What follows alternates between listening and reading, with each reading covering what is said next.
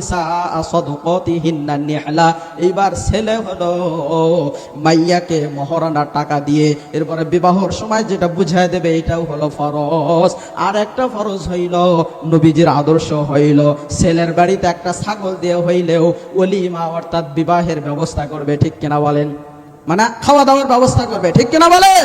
কিন্তু আপনাদের খামারকান্দিতে কি শুধু এই তিনটাই আছে? যারা বলেন এই তিনটা নিদর্শনই আছে, এই তিনটা কাজে হয় না? কি হয়? 7 দিন আগে থেকে হলুদ সন্ধ্যা, 7 দিন আগে থেকে কি হলুদ সন্ধ্যা, 3 দিন আগে থেকে মেহেদি সন্ধ্যা, আছে না নাই?